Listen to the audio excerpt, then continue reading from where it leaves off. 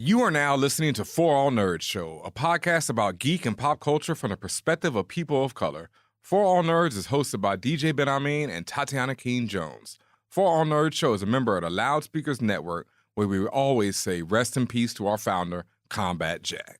For All Nerds Show is powered by our listeners. Everything we do, from our podcasts, live events, our website, are all independently funded. Please continue to support us through our Patreon page at patreon.com/forallnerds. Welcome to the Fan Bros, the show where the bros are fans. Doodle.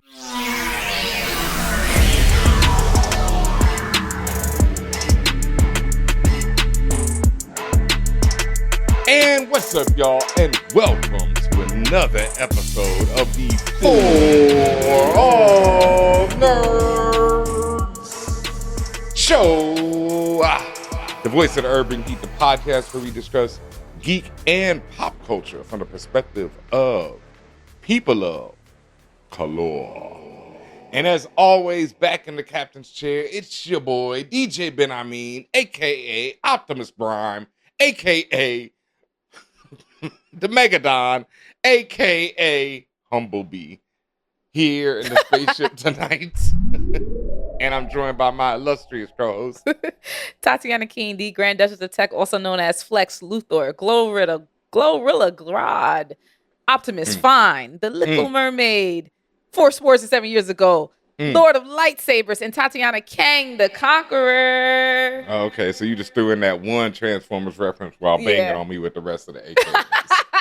But listen, I only had that one, and I was like, let me just do some solid ones that I already had. So Okay, I feel that. Understand. But as you heard by my AKAs and a few of Tatiana's, we are here to talk about Transformers Rise of the Beast.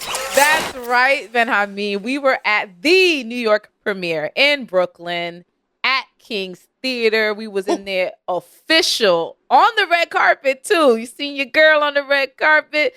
DJ Benhameen was getting pics and videos with everybody, the entire cast, including special guests that showed out like Ryan Coogler. I saw that. Yes. And we were both looking fresh to death. You know, we had to put it on for y'all, you know what I'm saying? Put that drip, you know, just do what we do when we can do it, as I said. So had a great time. It was a good experience. I know I got some free popcorn and drinks and stuff. What about you? I did not. I've actually been cutting back on my liquor consumption. I saw the table. Well, I'm talking about non-alcoholic drinks. It was like soda and water. Yeah, I saw that too, but I missed. You know, it was a lot going on. Let me tell y'all. It was a lot. The King's Theater, first of all, is amazing. It's beautiful, amazing, but also massive. Massive. And it was, as you've seen from my pics, and that was just half of the people in there. There was all kind of people that I wish I got to take some pictures with that I didn't wish I got to talk to. I mean, and I was talking to everybody and their mama. And people was mad chill. It was a great vibe in there. All these people were in the same theater with us watching the flick. Yep. So it was a really great night. You know, you saw me and Tatiana looking up in there, sharp, you know, sharp as a tack. I got to say that somebody said that I looked casket clean, and I'm like, black people, we have to work. You got to stop saying that. We got to, I deleted that comment. I can't remember who you were because I deleted it so fast, bro, because it's like, we got to work on these things. We got to stop saying that. We got to stop alluding to death. I understand, but I don't ever want to hear that again in my life. I don't ever want to be referred to that as my life. Casket sharp and all that. None of that, yeah. Can I be alive sharp? Like, can I just be? Yeah. I don't even want to be fresh to death, fam. You know what I mean? None of that. That's funny. We off that. Okay. But what we are on is this Transformers Rise of the Beast. And like I said, the experience was amazing. This movie comes out this week. I don't really think that there are much to spoil that is not out there. I just Googled the ending of the film, and it's not even like on Reddit or anything. It's like widely available. The big on Google at the end, and that was May 28th by the time you hear this. So this is pretty much to be a spoiler review because there just ain't much. I mean, it's a Transformers movie, dog. It's like the 8th one of these. Like this is, and that's what I want to say. So like, it's a Transformers movie, and this is from this is a child of Michael Bay, right? Of the brainchild of when he came out with the first two or the first three, like where he was actually directing it. Yeah. Then he switched over to being executive producer. Like, this is from that lineage, and it has not strayed that far from that lineage, right? Yep. Has it gotten a little better? Yeah, I guess. Yes. Debatable, because Michael Bay is a very competent director for what he does. Okay. You never liked The Rock? The movie The Rock? Yeah, when you said The Rock, I immediately think Dwayne Johnson. So I do too. But Sean Connery and Nick Cage. I don't even know. Oh man, that's a good one. I have even recollection of that. Yeah, that's a good one. That's a solid. Like okay. His early stuff is really solid. His shit is cool. That's not the problem. Yeah. It's a Transformers movie, and when I say that, I mean it's not much to think on or dwell on or really consider. Consider. That's a great word. There's not too much to consider. Like, it's a movie based off of the beloved, and I've always like I grew up with. First of all, I grew up with Beast Wars, right? So let me set the stage. My Transformers started with Beast Wars. So when this shit popped up, Rise of the Beast, I got excited. When I seen Optimus Prime and all that stuff, I said, "Oh my god, that's my childhood! Oh my god, I seen it. I'm ready." So that got me hyped. But I also understood, hey, but this is still at the end of the day, even though he's not directing, it doesn't matter. This is still the Michael Bay's child of Transformer movies. Understand? So it has that approach where it's kind of cheesy, kind of cheesy, questionable dialogue, questionable writing and decision making. But it's just like you're not thinking about any of that. You're just like, I want to see giant robots fight each other. Yes. And Optimus Prime speak like, Storm's cousin or something, right? Like, because Optimus Prime, he's very extra. He's very, and I'm talking about old school Storm. I love how ridiculously violent he is on the low too. But he's always been like he will snap at any moment. And that's why I don't like if people say like I fucks with Optimus because my thing is that nigga will lose it and go in on somebody or something if he needs to.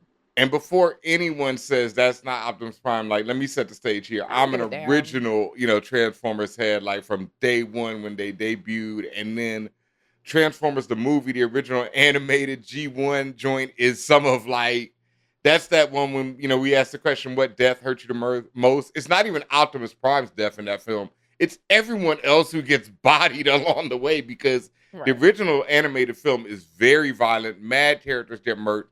And Optimus himself goes on a wild killing spree at one point. And again, I may have come like a generation later, but like they were still wild violent from that onward. So they stay with that. I don't know. After the movie, Optimus. they were like, okay, we can murder the dude. Like no problem. Like Optimus is always about finding the good, and like you can talk about that. But my thing at the end of the day, he about that life and he got hands. That life. He really is about that life. And hands, swords, even when axes.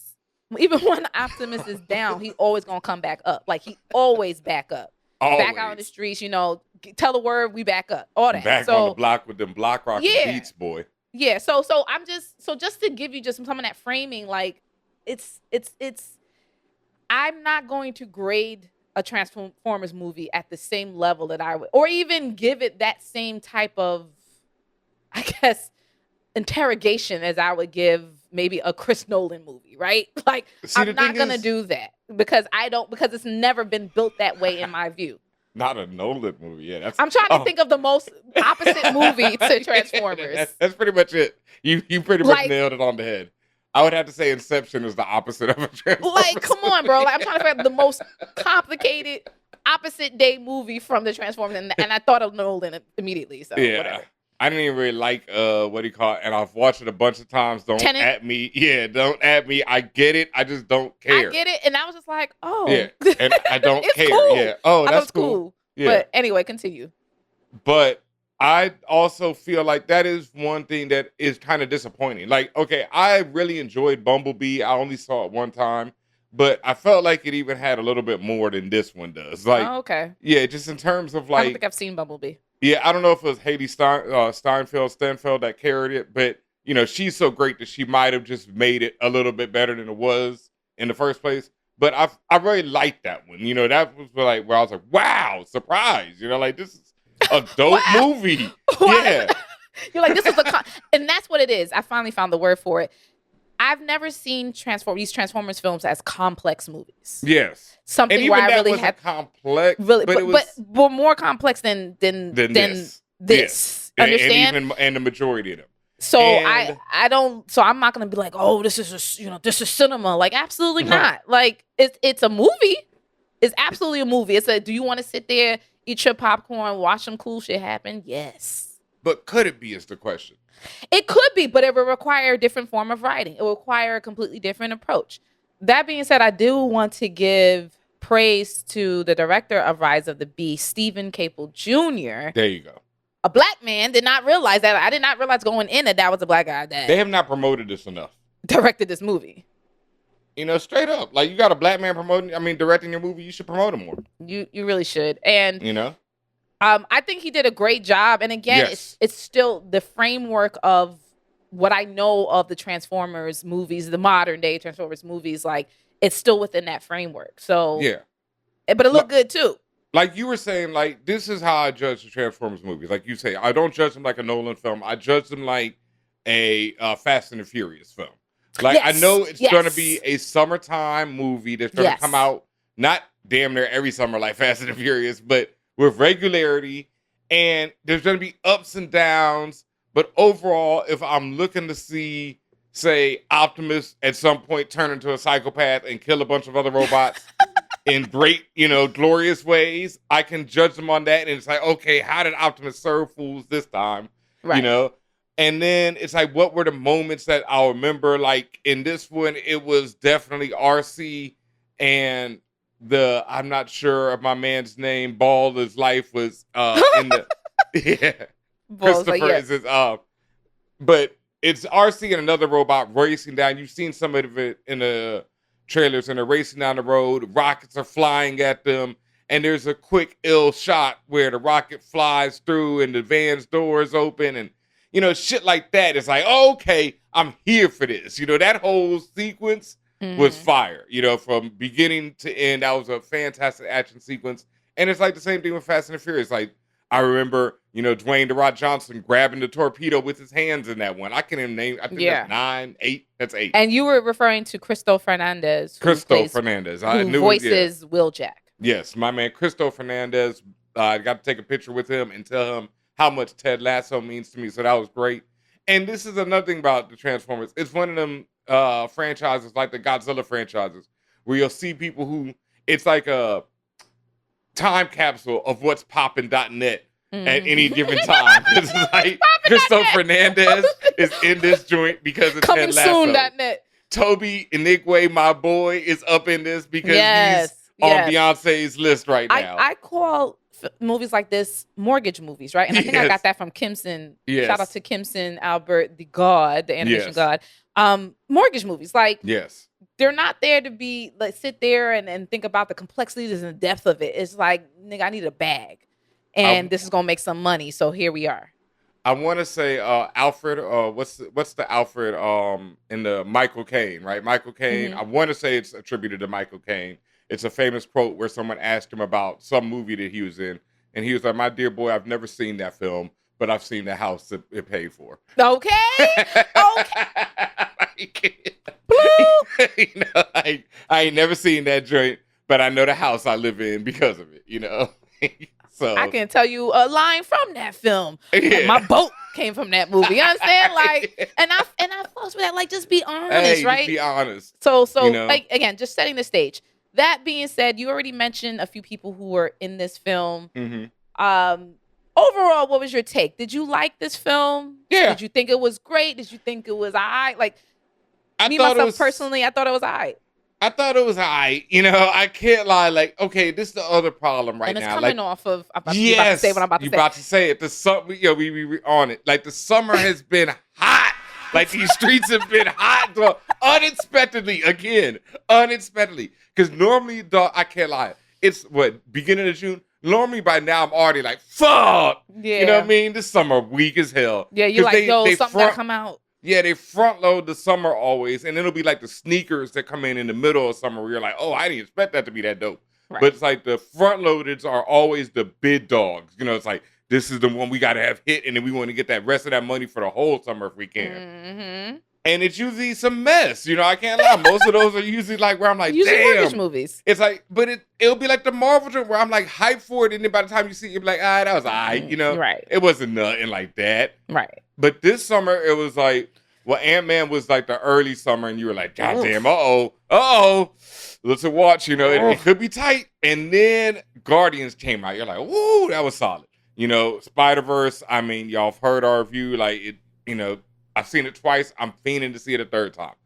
You know, what more can I say? The Flash, which by now you might have heard our review as well. And, you know, pretty damn good, you know, for a Flash movie. You know, especially for a DC movie, very solid, very entertaining. You know, I will not take that away from that movie. It is an entertaining summer movie. And so it's been like some bangers.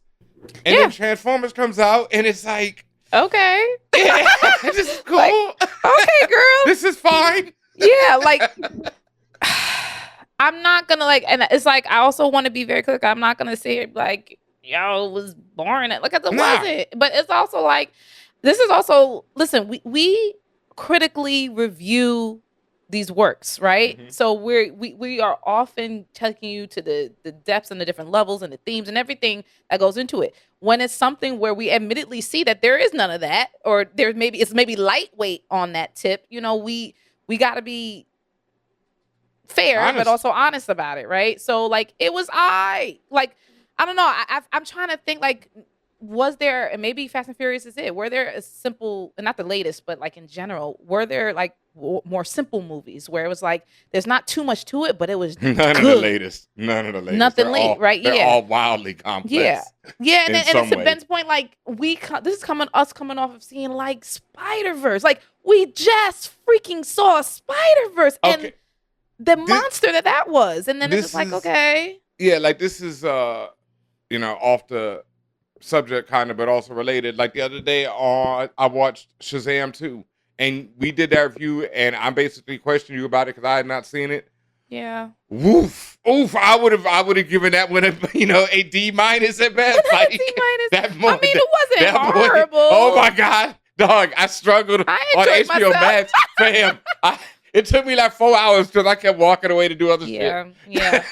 I just felt Transformer Rise of the Beast. I thought it was my thing is, if everyone, and again, we were in the King's Theater, so it was completely packed, wall to wall people, and people was enjoying themselves. And to me, that's like an average movie goer. If you're an average movie goer, who you're just there for what you came for, you're gonna get what you came for. And I enjoyed myself. That's the thing. Okay, like, I thought it was cool. Yeah, it wasn't like on the level of like how entertained I was by The Flash. Like, in the classic DC terms, I was not overwhelmed. I wasn't whelmed, and I wasn't underwhelmed. You know, I was somewhere mid-whelmed, I guess.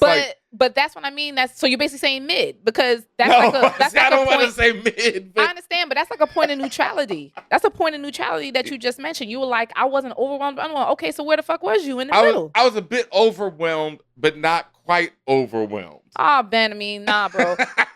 Maybe you. Okay, I'm gonna tell you how I was. If I didn't see that in the theater, and it, like, if it just, I saw it in passing, like on TBS, I'd be like, all right, cool. Yes.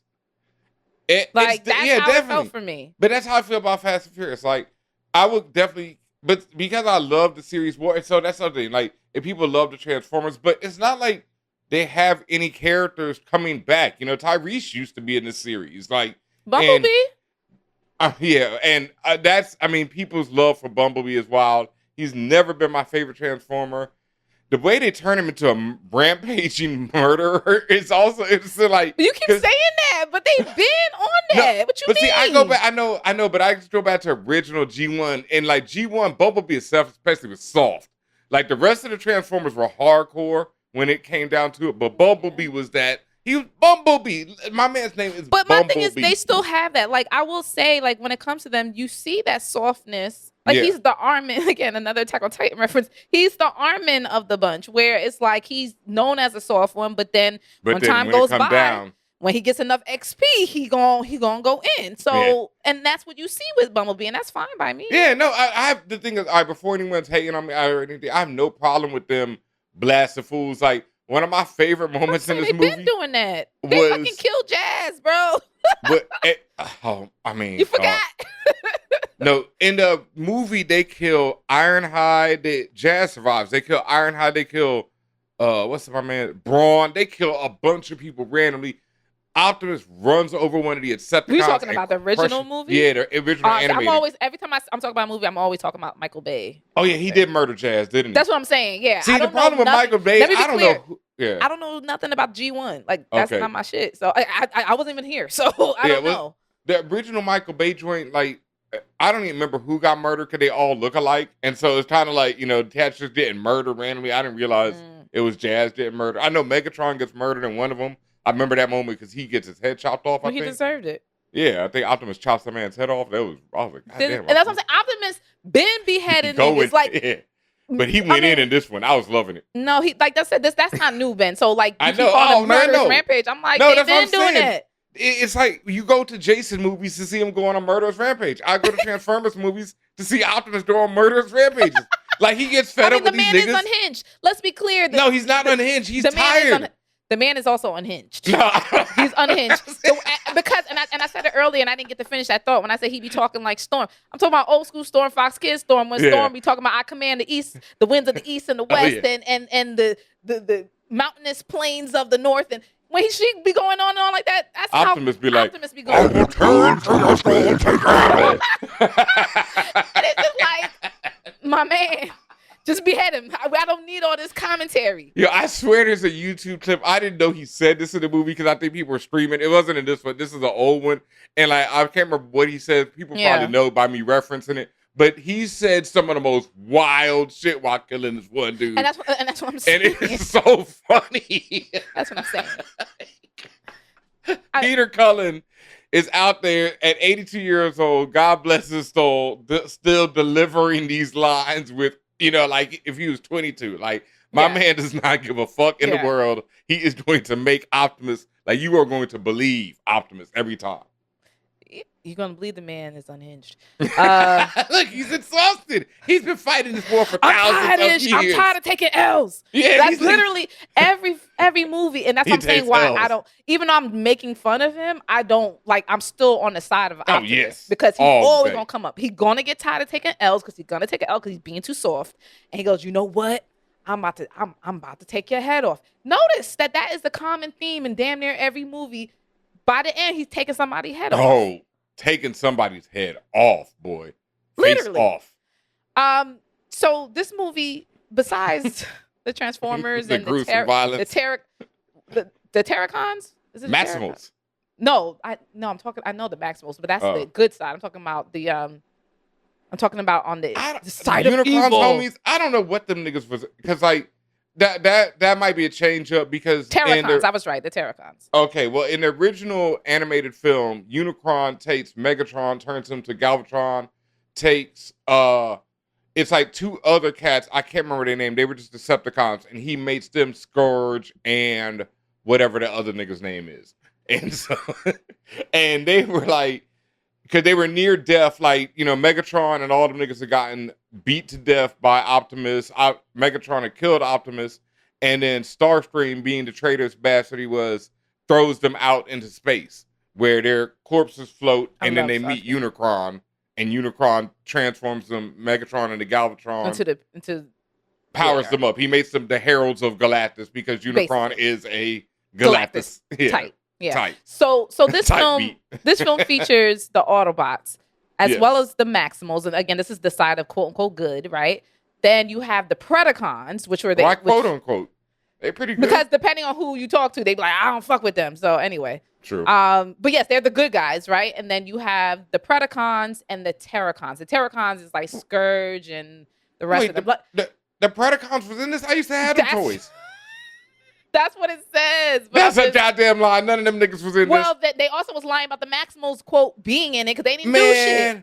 The Predacons were the illest, like, especially toys, because they were, like, big as fuck, and you could take 5 of them, and they made a big lion-headed like transformer, when they form like a Voltron type thing. I can't remember his name, but oh man, they were a dope toy and they look nothing like nothing in this movie. Yeah. Well, okay, I've got one question, Okay. before we go any further, because this has been probably bugging me for about 15, 20 years. Okay. And since you're a fan of Beast Wars, you Yes. might be able to explain this to me. Why the hell did it matter that they look like animals when they're like 30 feet tall? Like, these niggas is not hiding anywhere. Because animals are cool. I mean, I get And that. it's okay. And they all in the jungle and there's no Oh, intervention. so there's no humans in the cartoon? I don't recall there ever, and if there was, beats me, but I've never So were they just like recalled the big seeing a dog human. of every, like was like the ape, like the biggest ape in the jungle, and he just ran the rest of the apes? From my recollection of Beast Wars, first of all, it was CGI, and it Yes. was, in hindsight, really, really, really bad. Really but rough. at the time, I thought it was amazing, right? Yeah. And I never recall seeing a human. I'm not saying there Okay. were none. So someone will correct me. I don't give a fuck.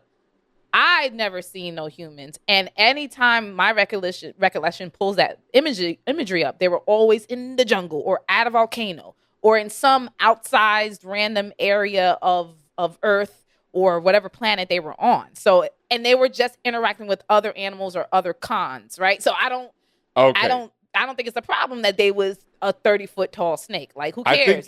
I think you're right about that, because I think the lore is that they wake up before the Autobots, like they crash with the Ark early on, Early. and then they wake up. Even in this movie, they said they've been on Earth for like Yeah. a millennia or something. Yeah. Wow. So that does make more sense. So that's all, and I probably just should have thought of that before I asked that question. But I'm sure someone else has a. So there we go. Besides all the I call them the cons, but besides all these things and robots and transformers and robots in disguise and whatnot, you have the humans, right? So you have humans. Anthony Ramos played by Noah Diaz played by Anthony Ramos. That was about right. It was definitely a It kind of Anthony felt Ramos interchangeable. type character. At that type moment beat. I said it, I was like, this kind of feels interchangeable. Yeah, Anthony but Ramos no- type beat. But no, Anthony Ramos, I know he's been in a lot of things, but I was introduced to Anthony Ramos when he played Mars in She's Gotta Have Wow, It in word, Netflix. man. Yeah, Yeah, he's been around for a minute before that. I'm sure he has. Hamilton was, I think, what Oh, blew well, him yeah, up. Hamilton. And, yeah. But I knew him way before that, and I was never like the biggest fan of his. But then, like, as he's gotten older, I feel like he's one of them actors and that's what's really interesting. I want to see him as like when he's in his 30s and his 40s. I think he'll be really killing it then. Like as he gets older, he seems to get more, more flavor. seasoning. You know what I mean? Mhm. Like his life is giving him more. Where now I'm like, oh, okay, I really fuck with him. Like even in this Right. role, which is not much to it, I really fucked with him. you know? Yeah. Yeah. Also, you have the great Dominique Fishback, who plays Elena Wallace. I love Dominique. Again, Another one. she's come off a great tour doing doing Swarm, playing the main Yep. character in Swarm. And I was introduced to her through Project Power, that the Jamie Foxx led film. Damn, I forgot she was in that. Yep, on Netflix. That's how I learned about who she was, and ever Yeah. since then I've kind of following her along her career. Mhm. You mentioned it a few times, Toby Inigwe. He was there Yes, as sir. Reek.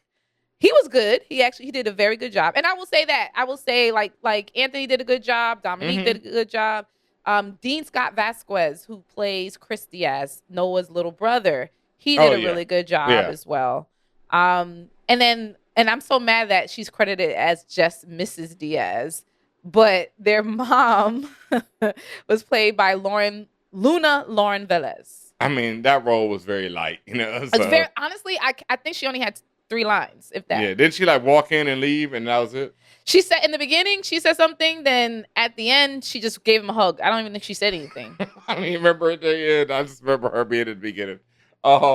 Yeah, you don't even remember. Yeah, she was there at the end. She just gave him a hug, and then that was the end of that. But Pete Davidson.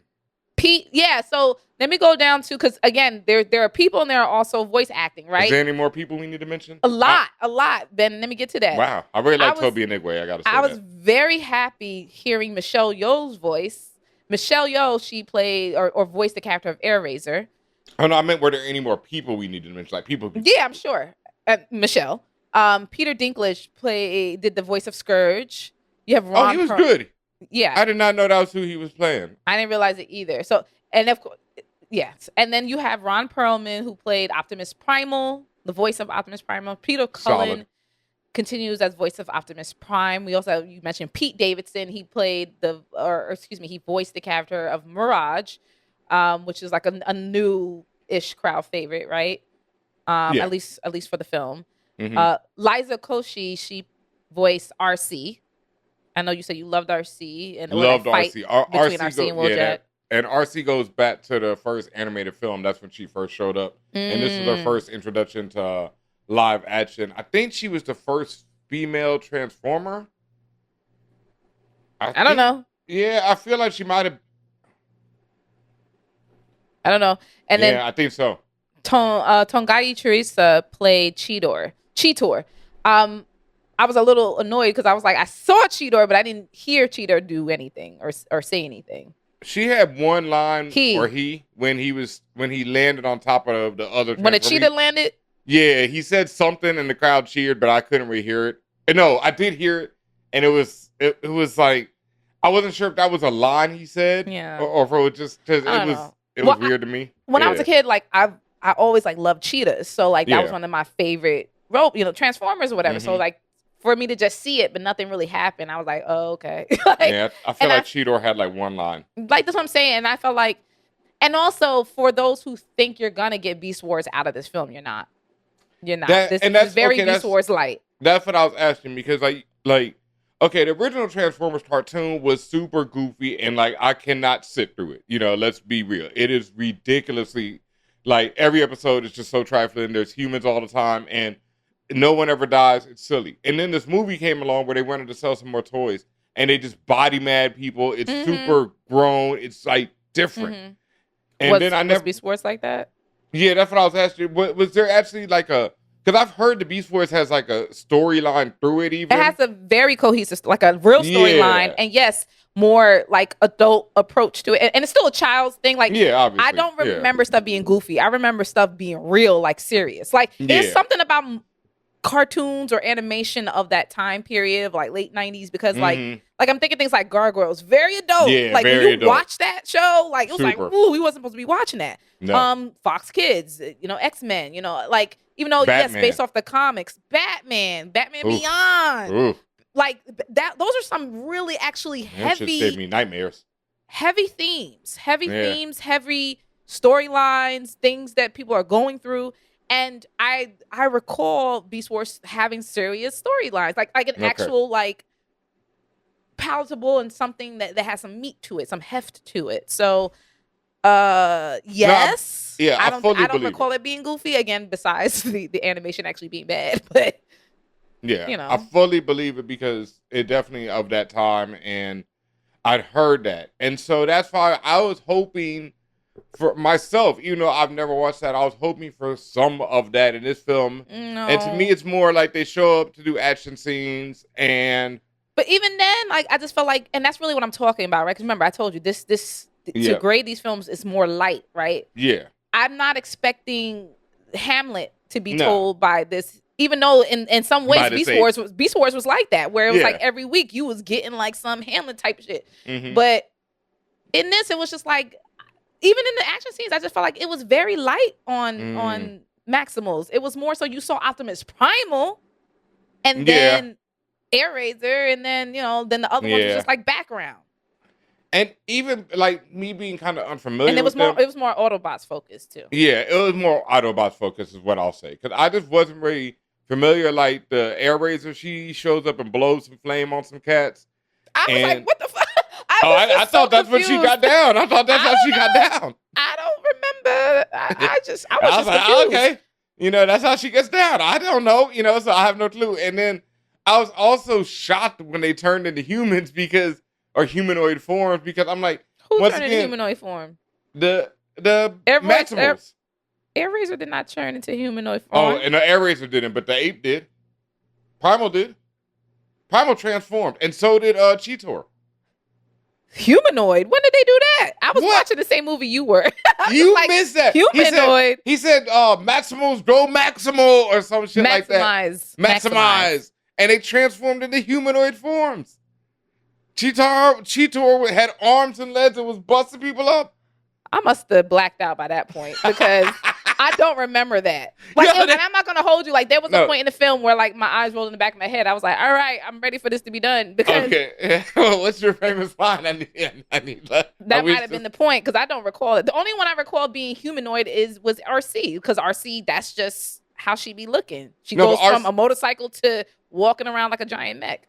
Yeah, RC, but in fact, in the movies, RC was like, what was she? She was like a truck type thing. No, Cup was the truck. RC was a motorcycle. Yeah, so that was about right. No, these dudes turned into humanoid forms. I'm not sure if the bird did, but I know damn well. I know damn well that Cheetor and Optimus Primal, because Optimus Primal turns into like a gray dude. Oh, you're talking about like their robotic form? Yes. Like how Optimus Prime turns into a robot? Yes. Okay. But I still don't recall that happening. Oh, they did that. Yeah, they did that. When he said, let's go maximal. They did that. I know the Terracons had that form. And stop saying humanoid. That's why I got confused. Okay. Robots. It's like regular, like let's say mech forms, right? Mech forms, yeah. Like the Terracons did for sure, because my man's had like 2 fucking katanas in his hand on the other side. Storage and his homies, yeah. Yeah. Yeah, because they go from planes. Storage is usually a plane. Yeah, those niggas had human. Okay, I see what you're saying now. Okay, so like for example, the giant airplane. No, I'm talking about that ape turned into a man, and I'm talking about that Cheetor turned into a man. Definitely blacked out on there. But anyway. You definitely blacked out. It was quick. That's what I mean. It was not, it was quick, but there was a scene of that. And for fans of these people, I don't understand it, since they were obviously, before there were humans around. I don't know why they would need other forms, but fuck it. They got them. And for fans of that, it's, it's a good action scene. Like, you blacked out. I get it, because this was towards the end and there was a lot going on. It's always made me laugh how much why these robots require the assistance of humans when they are ripping each other's heads off and doing this and doing that. But it's like, but I need the human. And then the reason why I need the human? Because I'm too big to go down that hole.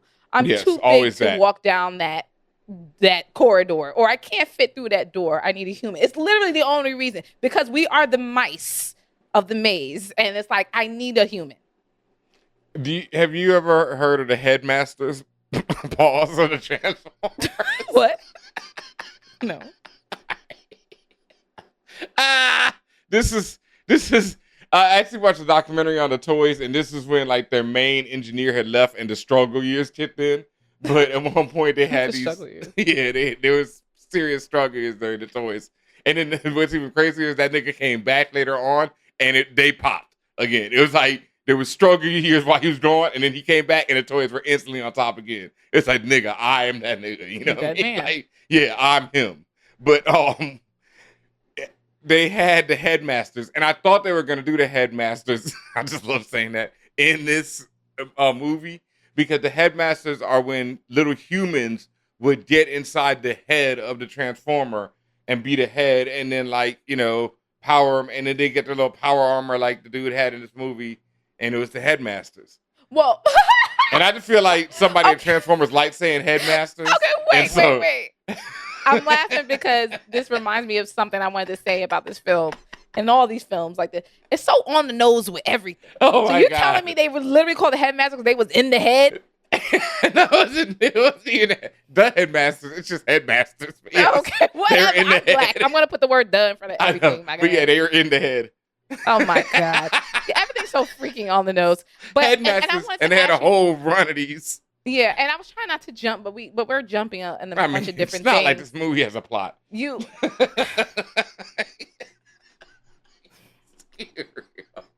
The plot is Unicron gonna eat these niggas. The plot is back in the day there was a key that the the Transformers. Back in the day, there was a key for this movie. Back in the day, there was a key. Yes, there was a key that the Transformers had that would allow them to travel through not time and space, but through space. Right? It was basically like a warp. It was a warp core that they could just press a button and go to wherever they need to go. Right? I did not know that's what it did. One day, Unicron. You know his nigga's name? Unicron pops out doing his best, his Galactus impression.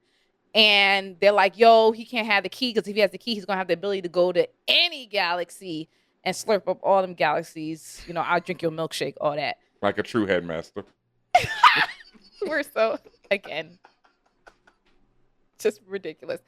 So the Transformers was like, nah, homie, we can't let that shit happen. Let's fucking take this shit to another planet. Why is always Earth? I don't know. But the Transformers is right. it's always Earth. The Transformers escape their planet before Unicron eats that shit like Scooby snacks, and they end up on planet Earth. They land on planet Earth like Kal-El, and and these are the Maximals at this point, right? So this is again a millennia ago or whatever, right? So they basically Was this clear to you Yes. from this film? Okay. Yes, it was, because it's Right. also some of it is Beast Wars stuff. Yeah, and I So- guess I knew that, but I didn't, and I figured it out. So they, again, remember, they have this little warp core key, whatever the fuck you want to call it. They got the key. They hide it, right, for millennia, right? Mm-hmm. Fast forward to now, you get to see Dominique Fishback and friends, right? Dominique it's Laura Croft, brown skin, and she finds an old relic that has a piece of the key in it. All right. I sure thought that shit would transform into something. She finds this piece of the key. Upon her finding it, it activates. It sends the beacon out into space, which draws Scourge and Unicron and the rest of them to Earth to go get the key. And again, this is after who knows how long. So the fact that it's already up that fast is crazy to me. So then the Transformers also realize that the signal going off. So they're like, "Oh man, that's the key. We've been on this dumbass, dirty ass planet for 7 years. We got a way home. Cool. Let's go get the key." So they trying to get the key. Scourge and friends trying to go get the key, and a battle ensues. And that's pretty much the entire movie, right? The plot.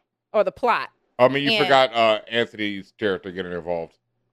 I ain't forget it because I'm about to get there, man. Okay. So like I said, the Transformers, they need their mice in the maze, right? So that's how Anthony comes in, or I call him Antonio Stark comes in, because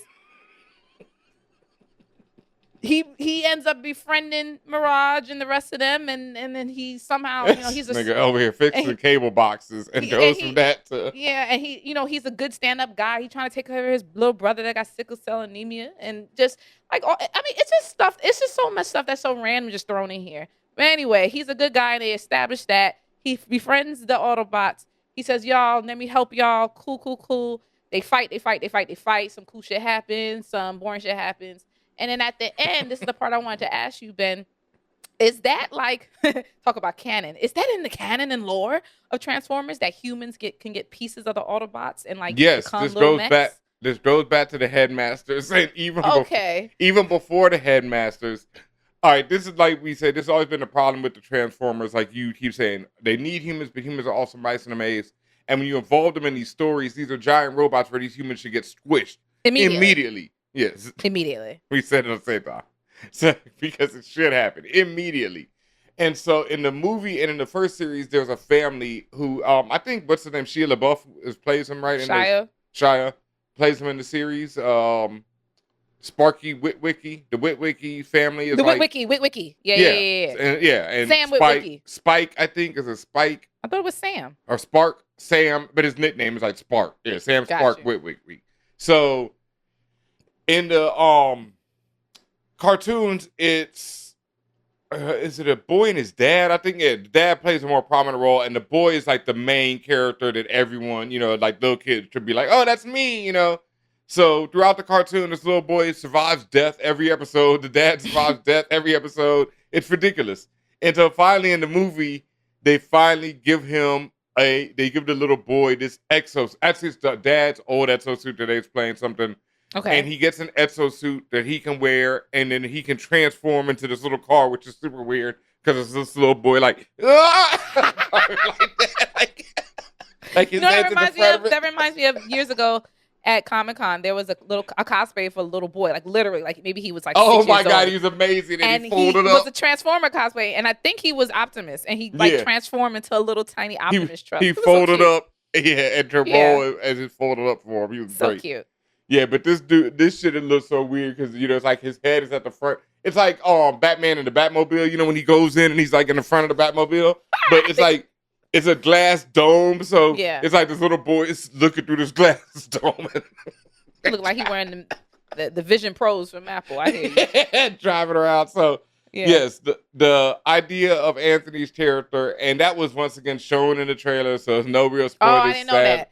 Sadly, Yeah. So just to finish the story. So yeah, man, they got their mice in the maze. They fight, and you know, they finally at the end. Remember, I told you y'all in the beginning that Optimus stayed taking L's right until he can't take it no more. So he finally get to that point where it's like, damn, you know, he on his last L, and Antonio Stark, he pop out and it's like, yo, I got the power, right? So he got this exosuit on.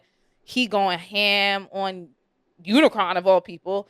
Of all things, he going ham on Scourge and Unicron. I don't know how he. You got both, the touch, but he is, and he basically boosts up Optimus. Like, you know what? Fuck this shit. I'm gonna go in, and then you know Optimus wins at the end.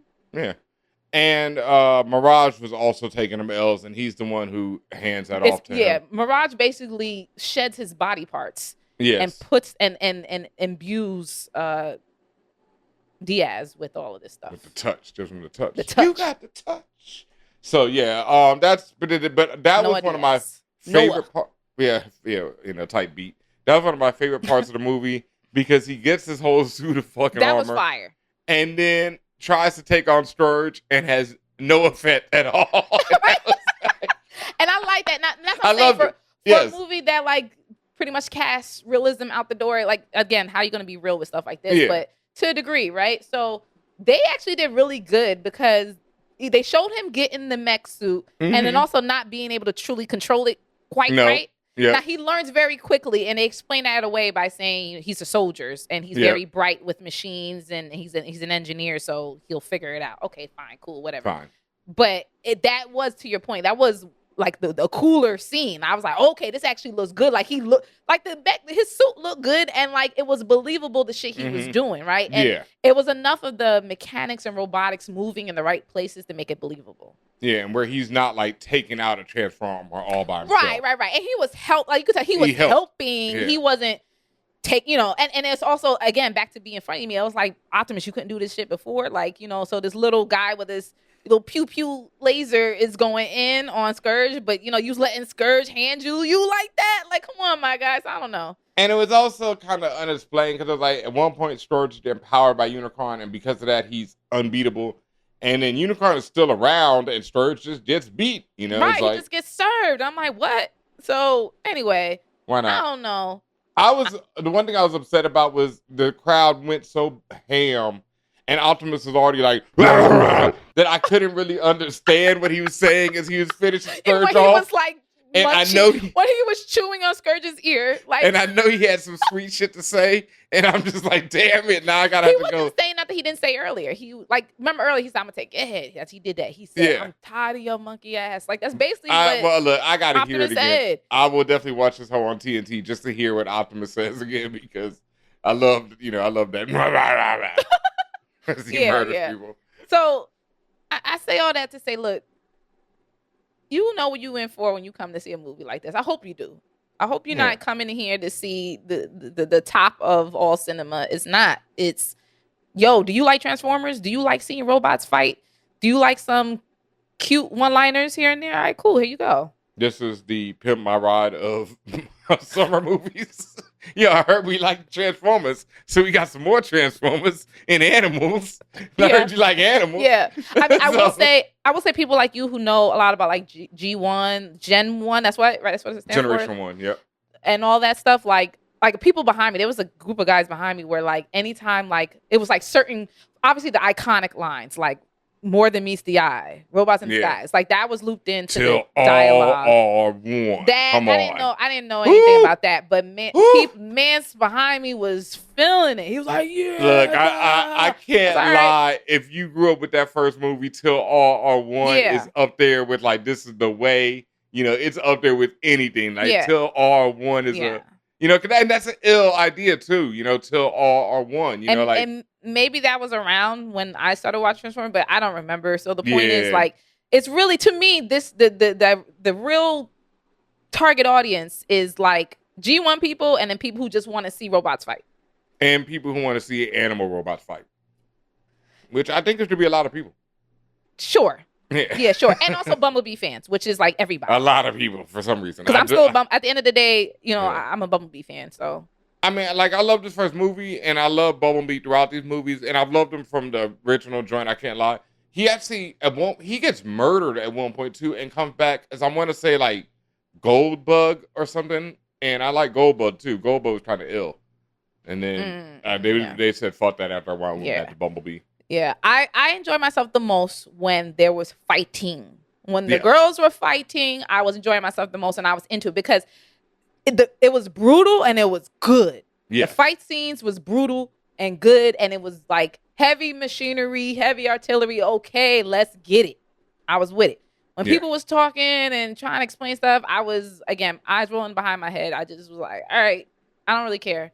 And it's not even like a solid storyline about the people stuff.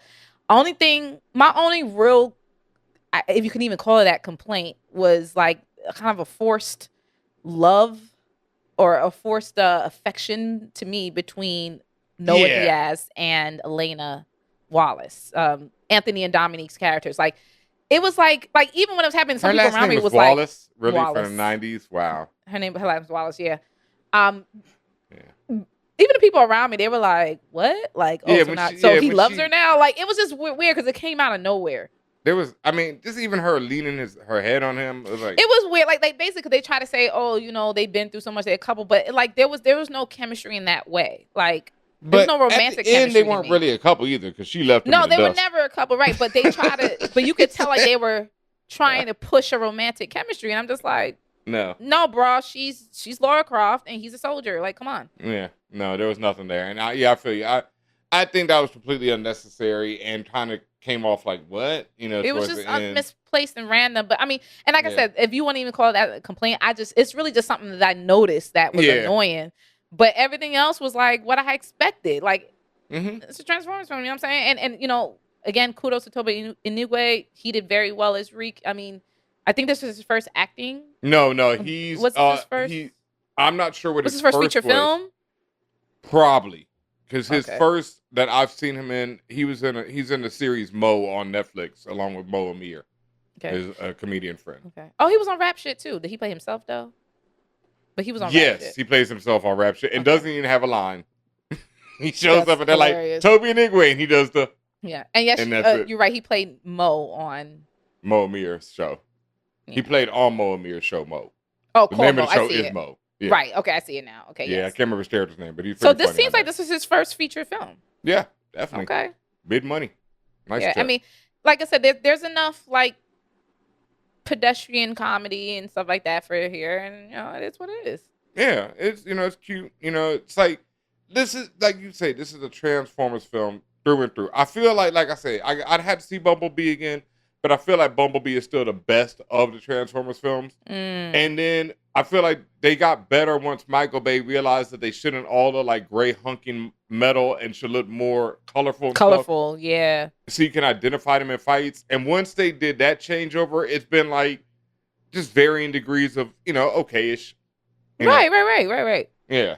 And I think because it doesn't have the returning characters like Fast and Furious, where it's created this family where I can't wait to see what stupid shit Tyrese and Ludacris did into this episode, that because of that, it's like, it's missing that, Stupid shit is Dom and what's his face getting into today? Is Dom going to die and go to heaven this one, or is he going to go to hell this time? Like, what's going to happen? But because I know these characters, and that's what this series is really missing, I feel. Like, I think I just really can't, because otherwise, I think this could be on the same level as Fast and Furious, where you would have those one movies where you're like, like Fast and Furious, what is it? Fast and Furious 7 is the one for me. 5 when they go to Brazil, that shit and the bank robbery, that shit's insane.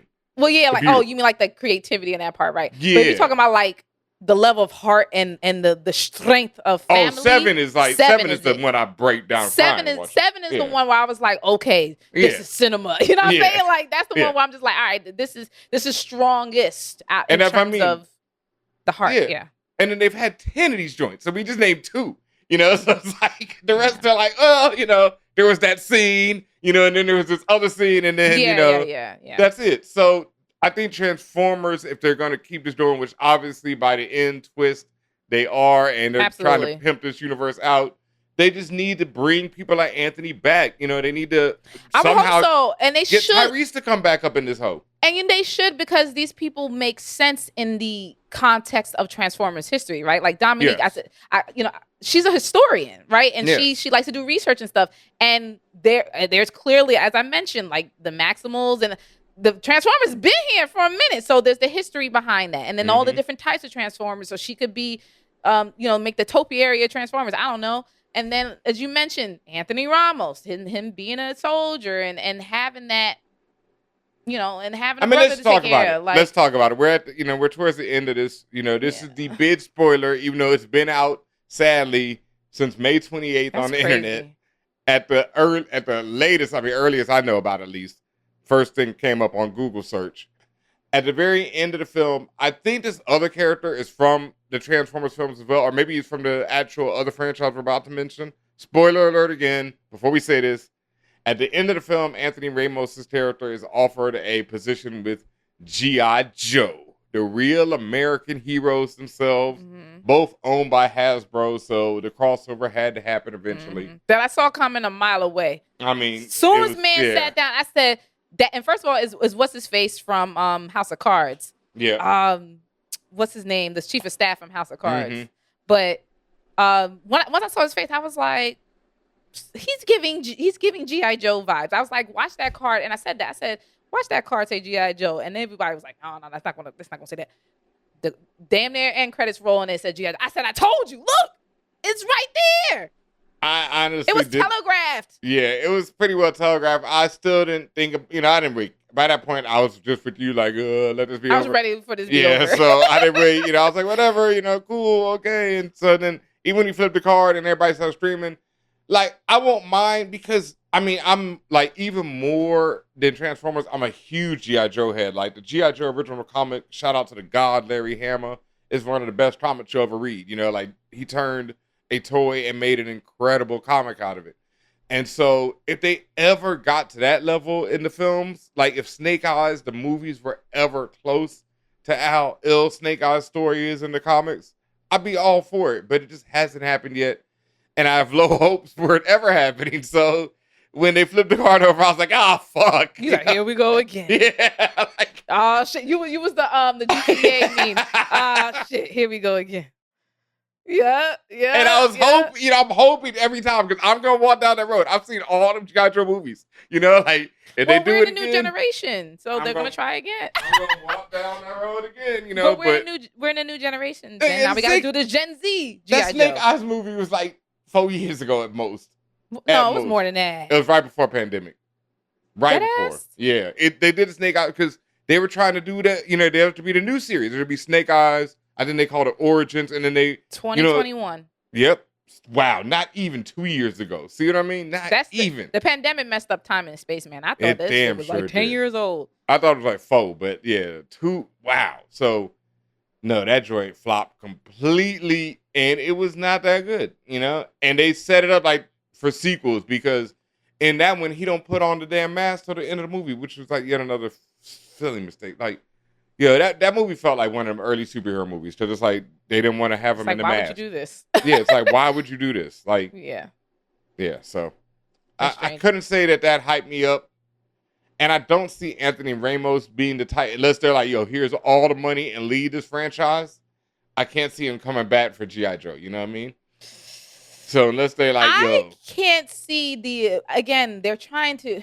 I can't see G.I. Joe. I thought that wave. I thought G.I. Joe wave was over. Jesus. I just mentioned, maybe they're trying to do it again for Gen Z because, it feels like every generation they got to redo stuff. Yeah.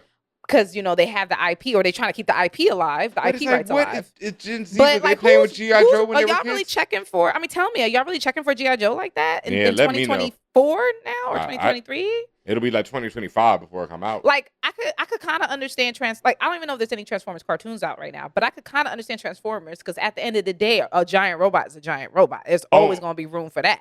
Oh, they've been pumping them out. They had a trilogy of movies on Netflix, I want to say last year. That was really good. Okay.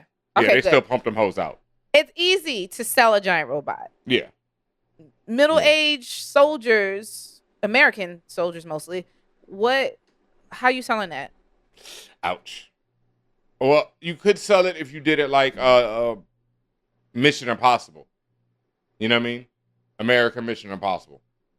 Because that's what G.I. Joe should be. It shouldn't be soldiers. They do like the impossible missions with ill tech.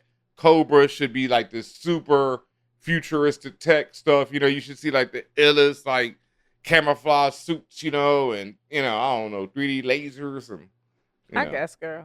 Yeah, I mean, I'm just trying to give hope. Like if you did like Mission Impossible, I'd be down for it. Put Snake Eyes up in there on some Mission Impossible shit, or just do ninjas. You know, do like because like that's the thing. Snake Eyes is like when he gets really ill, is about his whole family and his whole family, this ninja clan he belongs to. And his relationship with Storm Shadow and a few other characters like Starlet. So that's what I would do. I would just focus on, I mean, I'd say always focus on the Snake Eyes and Starlet love story. And then they tried. They did a whole movie. I know, but they didn't do, once again, they did not do it. Because they had this pretty boy playing Snake Eyes, and that's not Snake Eyes. Snake Eyes gets his face ruined, and that's when his character starts.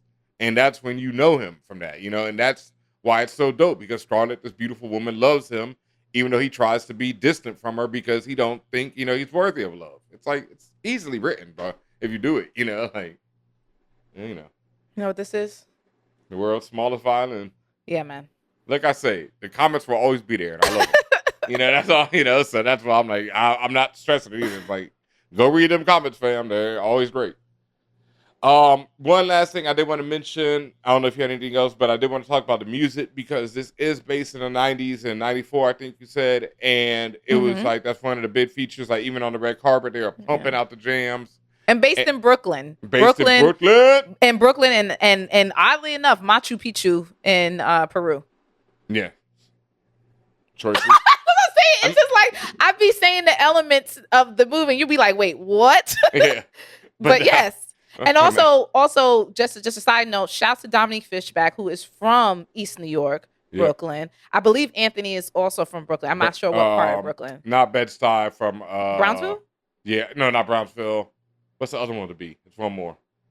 Not Bensonhurst. I thought it was like not Bensonhurst. Maybe Brownsville?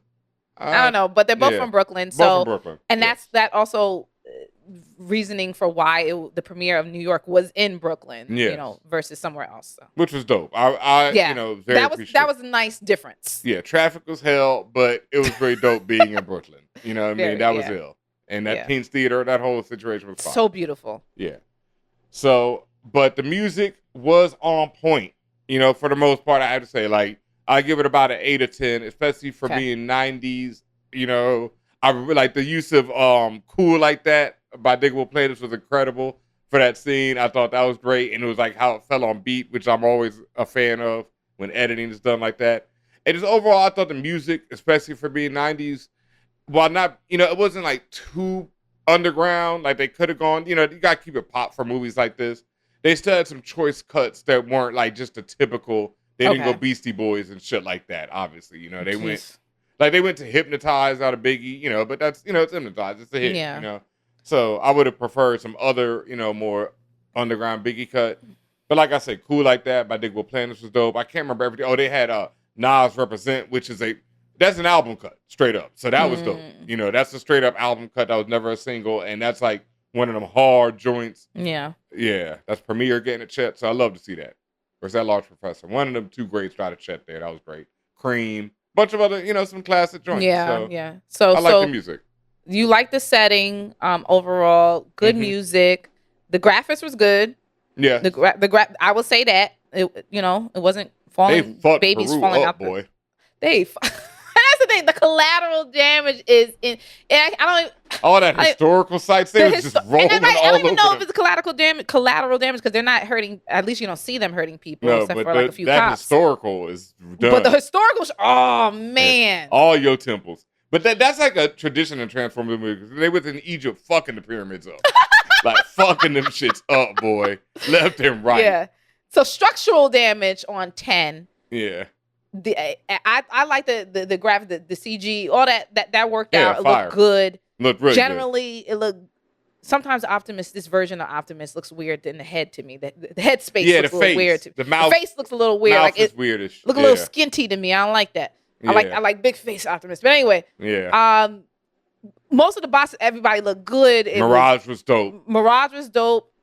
The use of the Mirage was dope. Yes, the usage of the powers of the or the abilities of the different bots were Mhm. I would say that they were well showcased. So Yes. if a bot could fly, it was well showcased it could fly. Yeah. If a bot had nunchucks or whatever the fuck, it was Katanas. it was yes, it was well expressed. And I will say that like the personalities, the powers, and the features of each bot were shown prominently. The ones that you did get to see, because it was generally the same 5 or 6 ones, but Mhm. they did it well. Yeah. I like that one with the mace. He was Yeah, man's with the mace, like the he was like the tow truck. Yeah, he was. Yeah, oh, that's what he was. Yeah, he was a tow truck. He was a tow truck. Yeah. He was ill. He was definitely ill, and like you said, all the action and the different usages of their abilities during the action. When they was very well done. fighting, I was awake. Yes. When anything else was happening, I was like, all right. So, would you recommend this movie? If you're a fan of the Transformers, yes. End of story. If I agree with that. I agree with that. We're gonna leave it there. If not, it's tough. It's tough for me to say. Yeah. You know, I don't have anything else to add, Benhameen. I think that's pretty much it for me as well. I want to thank everyone, and shout outs to everybody who was at the red carpet premiere. That shit was amazing. It was really dope. Had a great time out there. Thank you to bringing us for the King's Theater. Like I say, if you're a fan of Transformers, go check this joint. If not, during this summer when there's a lot of good stuff out, I can't say you can put this on the top of your list. But if you're a fan of big robots hitting each other, I'd say, fuck it. I don't know what else big robots hitting each other movie you're going to get this summer, so go for it. There ain't no Pacific Rim or Robotech coming out this summer, so. Man. Go for it. That's another. See, I miss Pacific Rim, actually. And I miss Robotech because, I know it was an anime transformed to America, but, that was, we'd watch that at the same time as Transformers, and even as kids, we were like, this, Transformers has nothing on Robotech. Because Robotech niggas was getting shot, dying. That's anime, man. Yeah, it was terrible. So for a little kid, that shit was like, because I didn't know the difference. It was just a cartoon that came on. And it was like, in this cartoon, Roy Fokker gets shot in the chest and dies. It's different. It's very much different. Bit different. I didn't know until later on. I found out, I understood it now, but yeah. Yeah. So, but if you're a fan of big robots, mindless action, you just want to get out the heat for a few hours.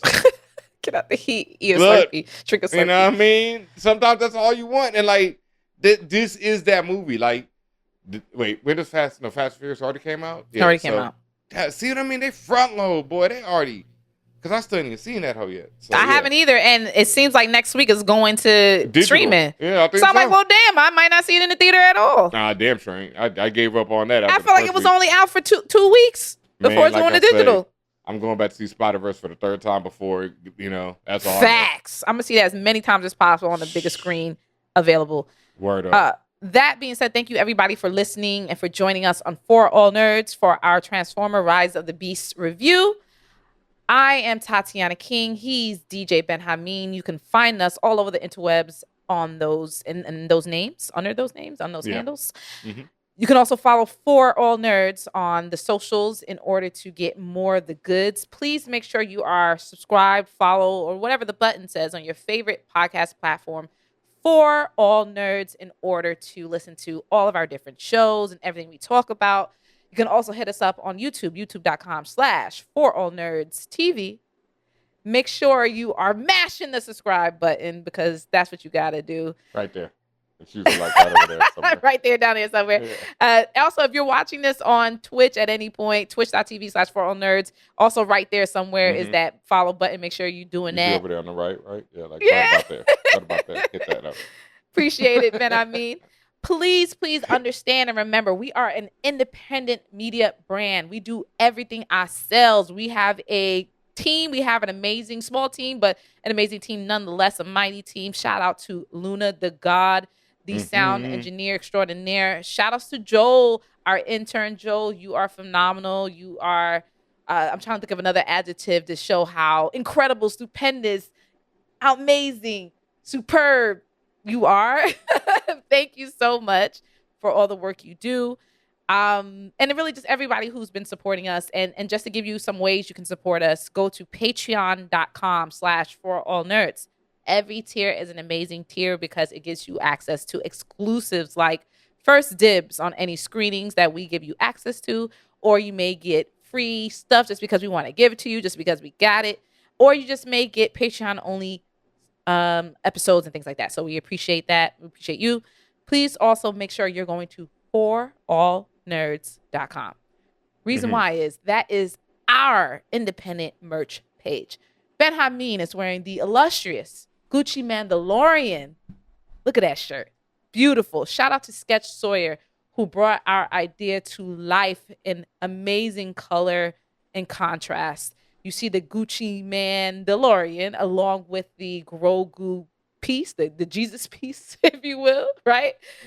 We have that and a lot of beautiful, beautiful designs, and even more coming on forallnerds.com. As mentioned, please make sure you are on that site. And make sure it's another thing, because we're already seeing people on our Disney. If you see these designs anywhere else, including on the street, we did not sanction it. That means you are buying fake, you're buying poor quality, and you are not supporting 2 Black people who went to Howard, okay?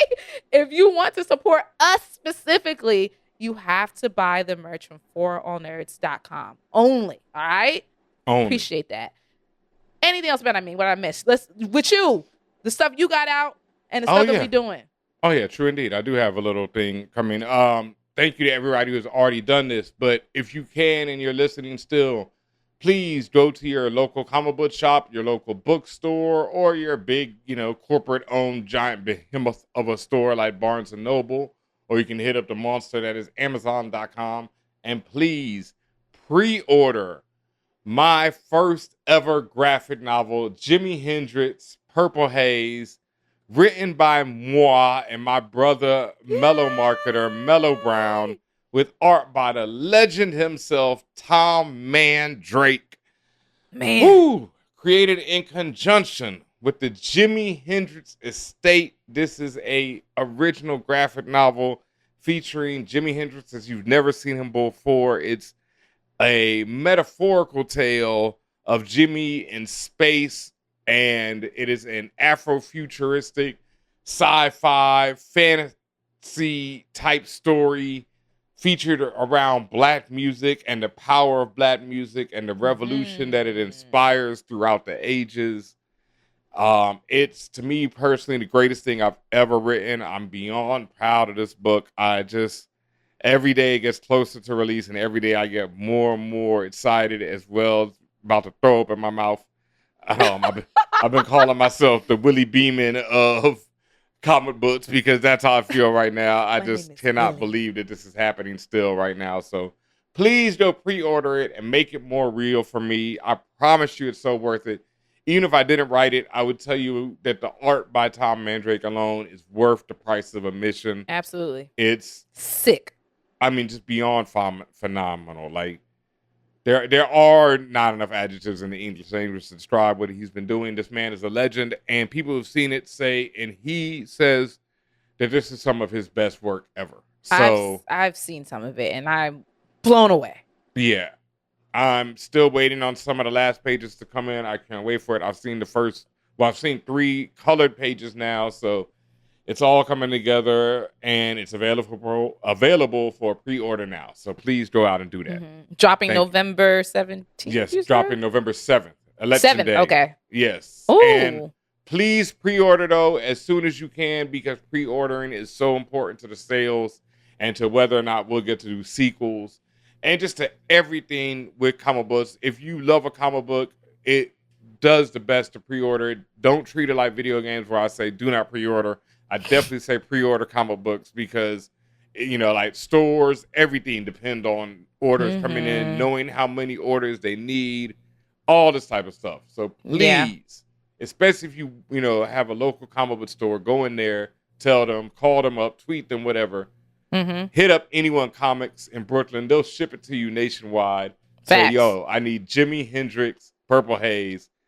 Anyone Comics, please hit me up. Send it to me. And, they'll have it. Tell them 4L Nerds sent you. Word up when you do that. Yeah. Absolutely. And make sure if you will be in or around the DC area, October 19th, please come to the Blacksonian, the National Museum of African American History and Culture, where Benhameen and I and a bunch of special guests will be speaking on Afrofuturism in the Oprah Winfrey Theater. Benhameen, do you realize that is October? Then right after your book comes out, then right after something else comes out.